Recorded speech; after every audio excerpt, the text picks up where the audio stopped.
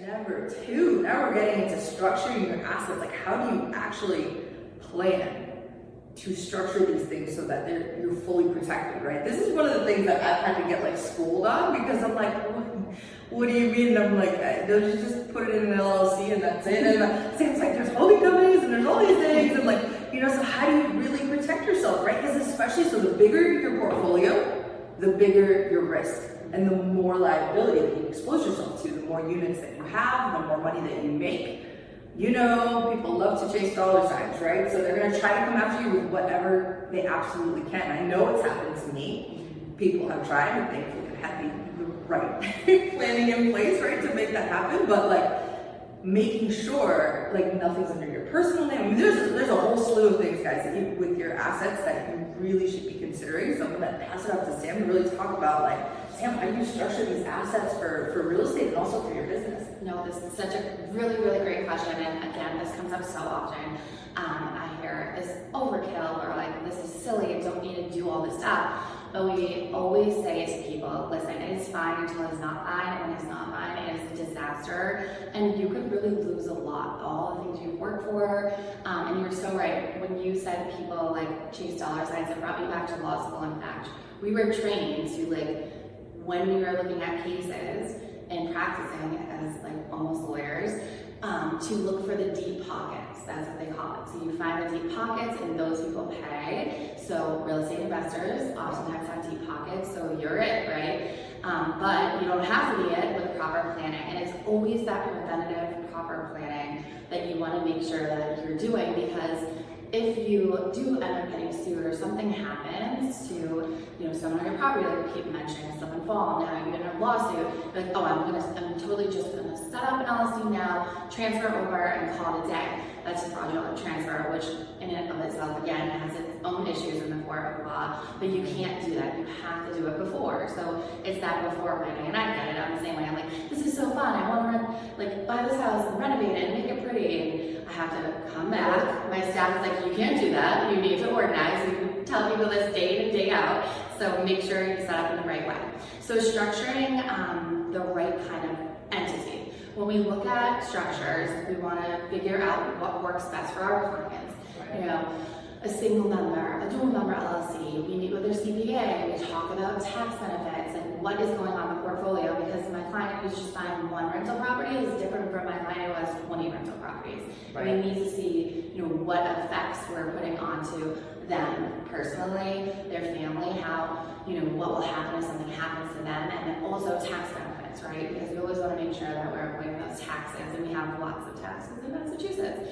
So, Massachusetts, the proper planning is key. So starting with the setup, and I'm just going to use an LLC as an example. I'm online all the time on Facebook, you know, reading up on different things, and I see all the time. Just go on the Secretary of State website and throw on an LLC, check the name, and call it a day. That is not enough. That is very bad advice, and you can ask any business attorney about doing that. What happens is it's fine, right? You're paying your $520, you're doing your annual check, you're going in, you're getting your name, but you do need an operating agreement with an LLC that dictates what happens if something happens, right? You need to be able to, in that operating agreement, make sure your company can be assigned into a trust to avoid probate court, which we'll talk about later on. There's things that need to be done.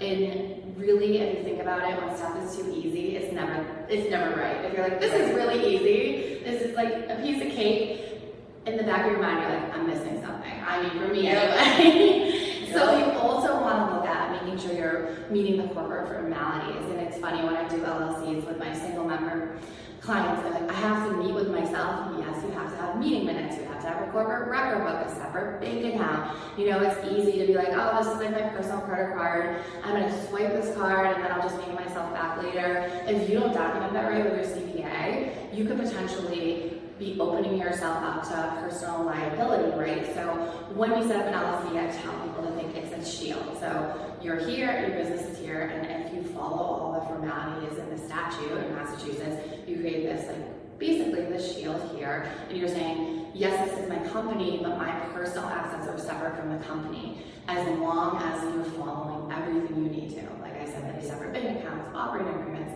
meeting minutes, really, really, truly making sure you are doing the right thing, because what we don't want to happen is for someone to come along, another attorney, and pierce the corporate veil, is what we call it. So this is where there's an argument that, hey, you've been using your personal credit card to fund the business, and you haven't been keeping track of it, and you haven't been meeting with yourself to make sure that the meeting minutes are, satisfied under the statute. So I'm going to, me, attorney, going to pierce the corporate veil, and I am going to get money from my client because you failed to meet the corporate formalities, and it does happen. It happens time and time again, and that means if you have like multiple real estate investments and they're not set up properly and the corporate formalities aren't met, those assets are becoming part of a judgment, and sometimes people win big judgments and the assets are taken, and that's a big thing that we have conversations with our clients in this office.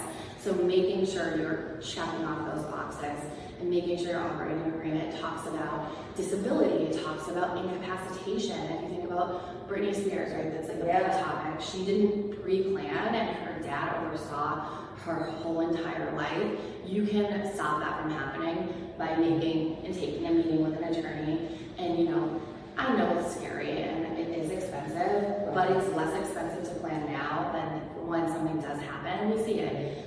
We've had builders in this office that don't have LLCs set up in the right way, and they, send file a lawsuit against their client in return countersues them, and then everybody loses. And I've seen like $50,000 like lawsuits happening, and the attorney fees alone, once we get to litigation with other lawyers, are $50,000 and you get zero. And you don't want to be in litigation. It's never fun for anyone. It's stressful, and it's all preventative. Literally. So like anyone who has any real estate investors, any of you guys who have properties in your personal name, get it out immediately, right? So in what situations would you recommend an LLC, and in what situations would you recommend a trust, if you will, as an entity? So generally, when we look at portfolios, it would be so specific to the person in front of us. But what we like to do, and this is the most common, I'm just giving you a comment scenario. Someone comes in, they own property, we look at the property, it's in their own name, we say, okay, we want to send an LLC, we want to move the property into the LLC, right? So you're getting the protection, and of course we have to have a conversation about like mortgages, right? If someone has a mortgage, well, the lender might call my loan. Yes, that can happen. However, in all practicality, what we see, right, on the back end is as long as you're making the payments, nobody cares, right? And usually when you set up your LLC, you're still the member, you have the mortgage, you're still the same person, but you're building that protection. So that's like definitely something we talk to clients about. So don't just go moving stuff around, right? Again, this is just education. We want to make sure that we're looking at the portfolio.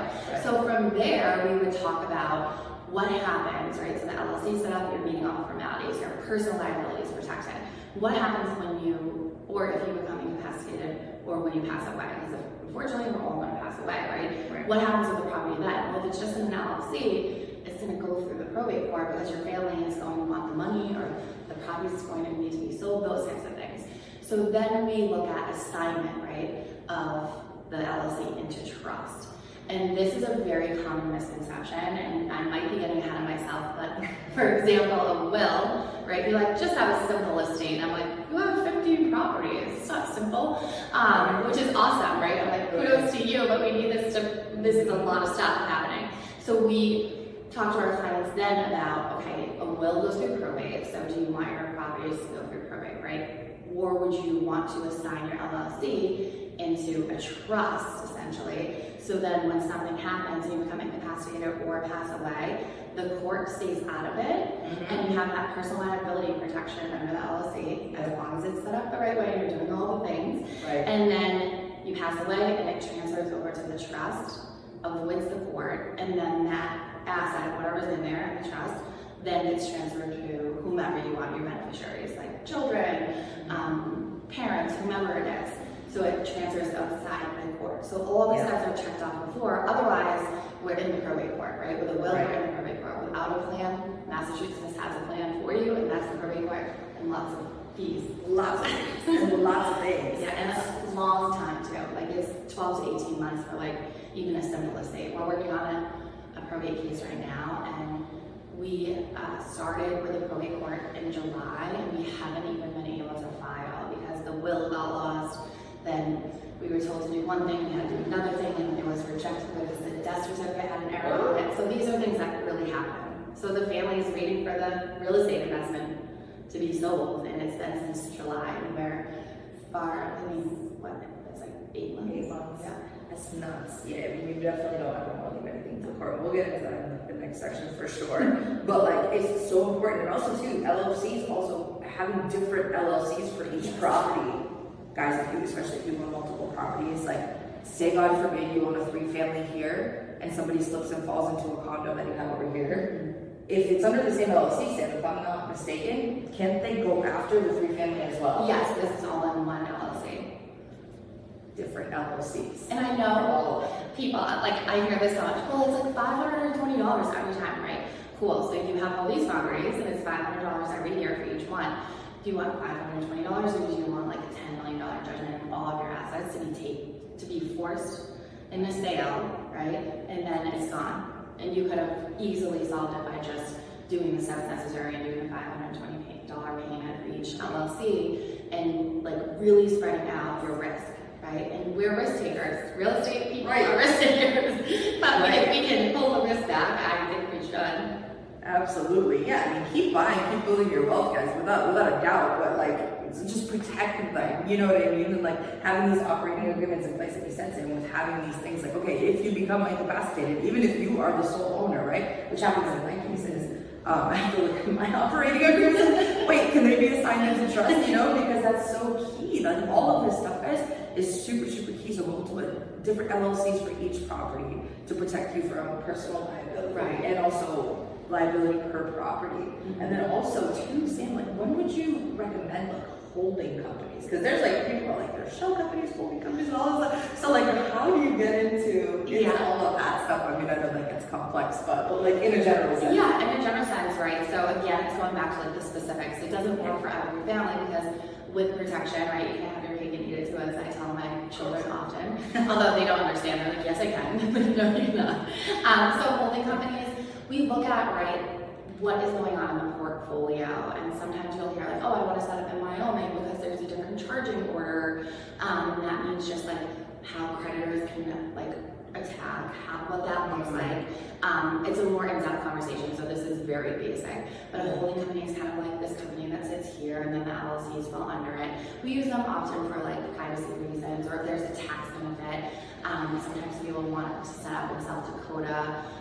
It's really dependent on like what the goals and structures are, but usually it's more for people that have a lot of investments and a very high net worth, right? Mm-hmm. So when you're thinking about that, because it's more expensive to set that up, there's like the anonymity, right? Is that anonymity? Well, because you like can't ever trace like who the actual owner is.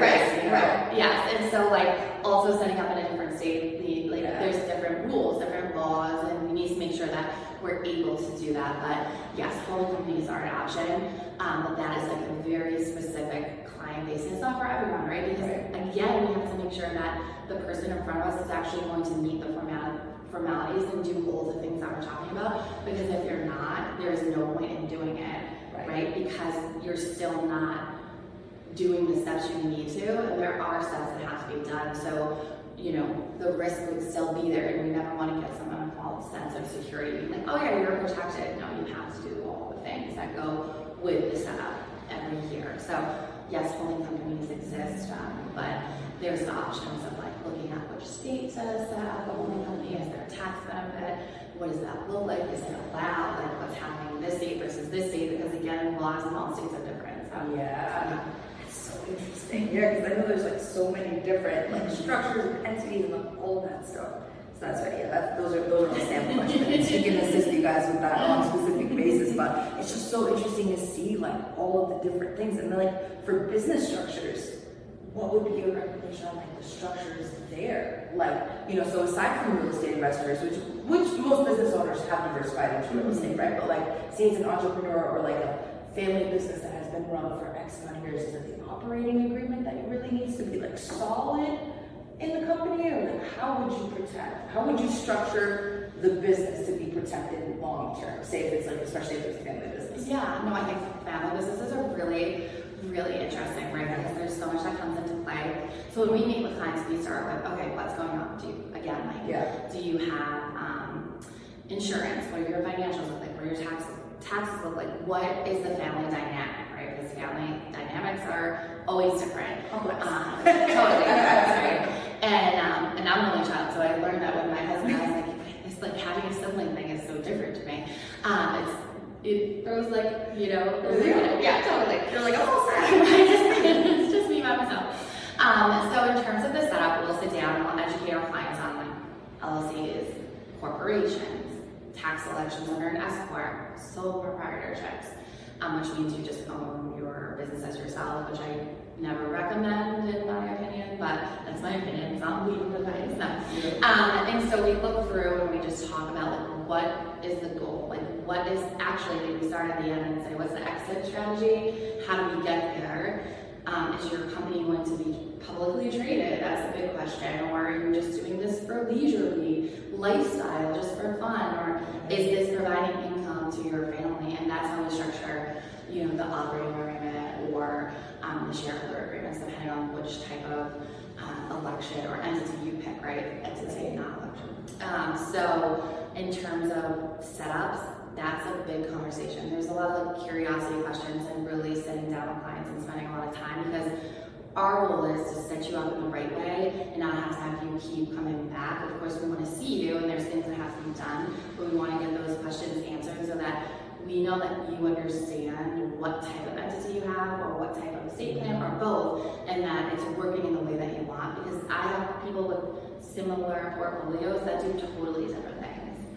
But the operating agreement for family businesses is super important, right? Because that is basically your rule book about what is going to happen. And even though like single member LLCs, people are always like, wait, the meeting by myself, but it's just me. It's really the company, and it really starts to act in the best interest of the company. Right. So at the end of the day, it's the operating agreement that rules that, right? If there's a question, the operating agreement is the default, like what you go to. And then for families, it's super important that that company is assigned into a trust, and that the person, right, the owner, the parent, and the family situation is dictating what happens, because there's also like buyouts, like buy-sell agreements that are important. Like sometimes one child is like, yes, I want this business, and the other child's like, no, I don't want it, or both want it, or nobody wants it. So then what happens?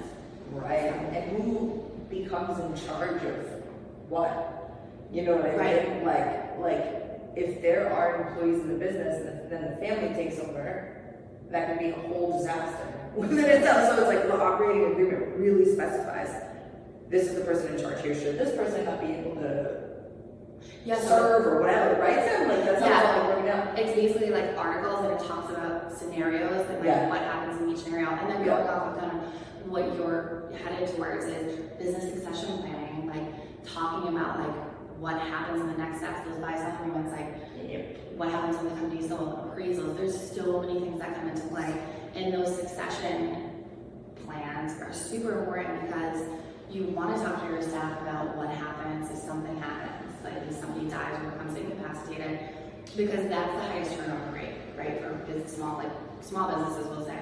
When there's a shift and like there's no direction, or there hasn't been a conversation about what's going to happen, people leave because jobs at the end of the day, like that's how we survive. Like that's money for our family. We need to feel secure. So when there's like unknowns, people get nervous, and then the turnover happens, and then this company that you've worked so hard for could just dissolve, right? Or you could sit down and do a succession plan and set up in the right way and make sure that it's outlined about exactly what the next steps are, and like things as simple as like who has the keys, what's the code to the safe. Like these are common things that come up, and people don't have a plan for it. It's crazy. I mean, you guys see, like between the real estate, between the business, like all the proper things to structure everything accordingly is so important to take these steps, because God forbid you get to the get to the point where there is no succession planning. You're like, well, then who takes over this? And I've seen this play out with entrepreneurs with like family, especially family businesses. In real estate, we're seeing people go through probate and like all these things, you know, lawsuits and stuff. Like this stuff happens, guys. If it hasn't happened to you already, I hope it never does, right? Same. But just, you know, like prepare. What do they say? What do they say? They say if you fail to plan, plan to fail. Yeah. You know what I mean? Yeah. Like just be ready. It's almost like praying for the best but preparing for the worst at the same time. You know? Yeah. So it's like that's really where you want to be. So at least you're good, right? Like for me, anytime I've rented U-Hauls, like honestly, the one time I've rented them hundreds of times, Sam. And like the one time I didn't get an insurance policy on it, because I didn't want to pay the 18 whatever dollars it was, and I literally got rear-ended, and I was like, like literally that's when it happens. When you don't do it is when it happens. So it's super important. Sam, thank you so much for this, and like it's so key, guys. Structuring your assets, especially your business and real estate, everything you've ever worked for is super key. And next we'll get into the estate planning, which is super key because Yes. that's like probate and all the things that like nobody seems to know anything about. Mhm. Sam